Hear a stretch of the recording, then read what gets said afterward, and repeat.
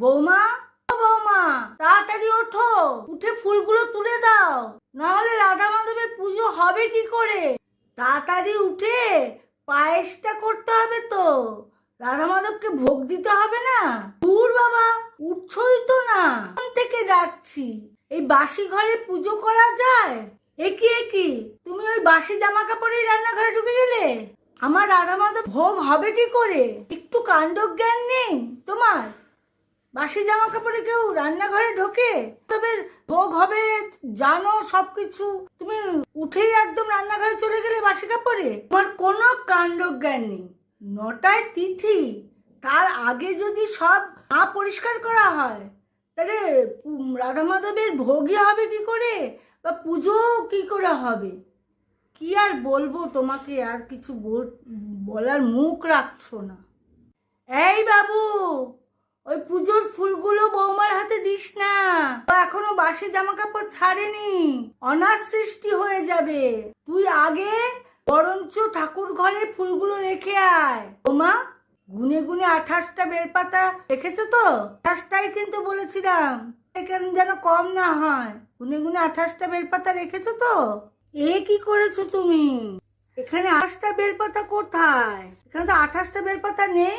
গুনে গুনে 28টা বেলপাতা রাখোনি? কি যে করো কে জানে।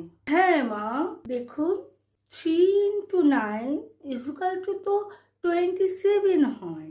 একটা পাতা ওই 3টে পাতার মধ্যে দিয়ে আলতো করে ছিঁড়ে ওর মধ্যে রেখেছি। দেখুন মা, 28টাই আছে। হে মা সরস্বতী, বৌমার মাথায় একটু বুদ্ধি দাও। মা গো, বৌমার মাথায় একটু বুদ্ধি দাও।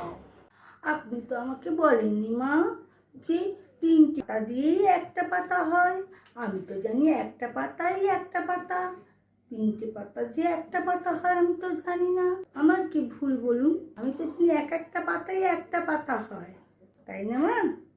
আজ কিন্তু উপোস, কিচ্ছু খাবে না, থুতুটা পর্যন্ত গিলতে পারবে না কিন্তু, বলে দিলাম, নির্জলা উপোস। আর এ কি, ওর সময় কেউ চুল খুলে ঘুরে বেড়ায় অলক্ষীদের মতো? আর এ কি শাড়ি পরেছো? কালো শাড়ি পুজোর দিন পরে কেউ? কি বলবো তোমায়, লাল পাড়া সাদা শাড়ি পরতে হয়। দেখো না, পুজোর দিন শুদ্ধ মনে লাল পাড়ে সাদা শাড়ি দেখতে পাচ্ছ আমায়? যদিও আমি সাদা লাল পাড়ে সাদা শাড়ি বেশি পরি, তবুও তাদের মতো বয়সী মেয়েরাও, বউরাও কিন্তু লাল পাড়ে সাদা শাড়িই পরে পুজোর দিন। আর তুমি একটা অন্য কালারের, কোনো কালার পেলে না, কালো শাড়ি